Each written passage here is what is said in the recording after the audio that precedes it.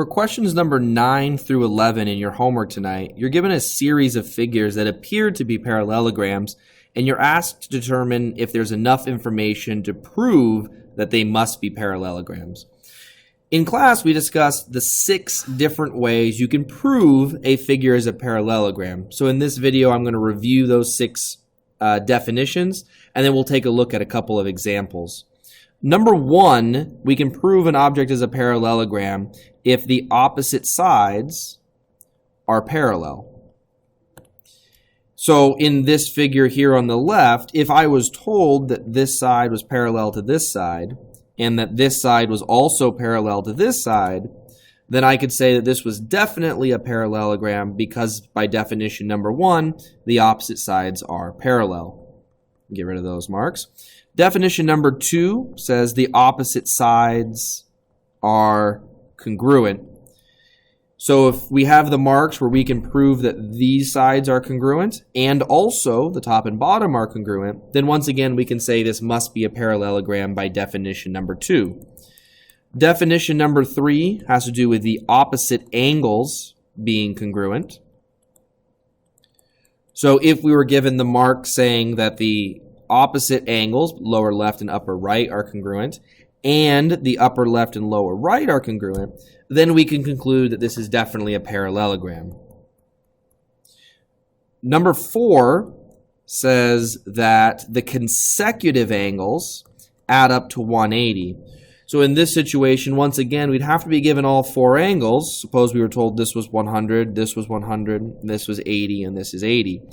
By this definition, we could say, well, yeah, it has to be a parallelogram because these 2 angles add up to 180, these 2 add up to 180, these 2 add up to 180, and these 2 add up to 180. So we could say this is a parallelogram by definition number 4. Definition number 5 involves the diagonals, and it says that the diagonals cut each other in half. So the diagonals bisect each other.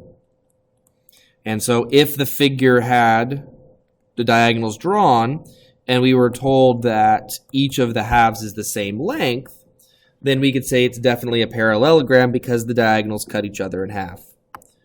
Finally, definition number 6 says you have one pair of sides are both congruent and parallel. So one pair of sides are congruent and parallel. So for example, if we were told the top and bottom were parallel and also the exact same length, we could conclude that this must be a parallelogram. So let's look at 2 examples. Our first example, suppose this figure had the following marks, that the left side was parallel to the right side and that the top was congruent to the bottom.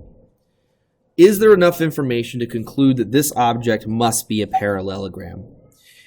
A lot of students will say, by definition number 1, the opposite sides are parallel, and certainly the left and right are, but we don't have any parallel marks on the top and bottom, so number 1 is out of the question. Definition number 2 says the opposite sides are congruent, but we only have the top and bottom are congruent. We don't have the left and right having to be congruent. They're only parallel. So we see that definition number 2 falls through as well. There are no angles marked, so certainly 3 and 4 are out of the question. No diagonals are marked, so that's no good. Number 6 is close, but we don't have one pair of sides that are both of these things, but we have one pair that is congruent and one that is parallel. So in this particular example, we would say, no, we cannot prove the figure is a parallelogram. Let's take a look at one last example. Suppose your diagram had the following marks. Suppose we were told that this diagonal is given and this diagonal is given, and these 2 sides are equal. This side is 7 and the other side is 7. Is there enough information here to conclude this must be a parallelogram?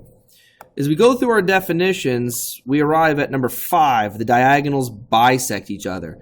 Can we prove that the diagonals cut each other in half? And I think here we have this. we know that this side and this side are both 7, so this one's cut in half. And also these two are equal, so it's cut in half as well. So the answer to this one would be yes, it is a parallelogram because the diagonals bisect each other. I know this video was a little longer than usual, but we reviewed the 6 definitions that we covered during class.